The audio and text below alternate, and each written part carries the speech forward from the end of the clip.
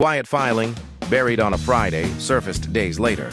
That's usually how you know a company doesn't want a story to get attention. This week it was Visa.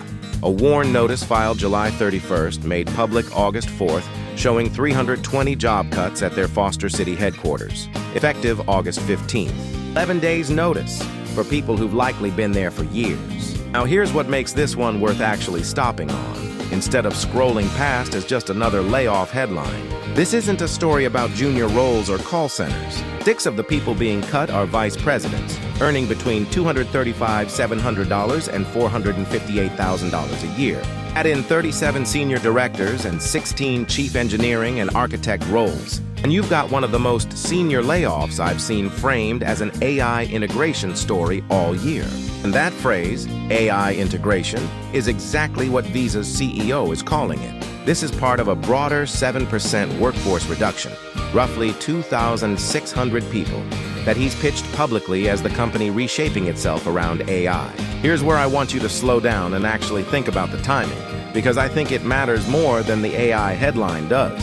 This layoff is landing just days before Visa closes a $2.4 billion acquisition of a company called BioCatch, a fraud detection and biometrics firm. You don't need an MBA to notice that a company doesn't usually gut its senior engineering and architecture leadership right before absorbing a new $4 billion asset, unless the plan is to fold BioCatch's own leadership and technical structure in as the replacement. So which story is actually true here? Is this AI doing the job of chief architects and engineering VPs, the way Visa wants it framed? Or is this a much more familiar story, a company consolidating leadership ahead of an acquisition, and finding AI to be a far more palatable headline than "we're restructuring around the company we just bought"? I think it's mostly the second one, and I want to be clear about why that distinction matters for you, even if you don't work in fintech. If a company is doing real AI-driven automation, the pattern tends to hit specific execution-heavy roles: support, routine engineering, internal tooling, not six-figure VPs and chief architects. When you see senior leadership and architecture roles cut right alongside a major acquisition, that's a much older story wearing a new label. It's not that AI played no role at all.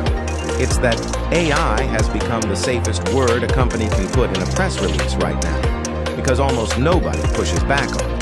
If you're in a senior or leadership role and you've been told your position is safe because it requires judgment AI can't replicate, that's still broadly true.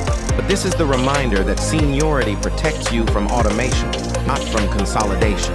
Mergers, acquisitions, and flattening decisions can absolutely still come for VP-level roles.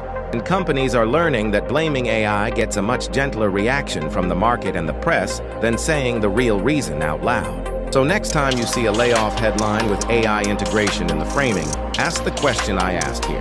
Is there an acquisition, a merger, or a leadership consolidation happening at the same time?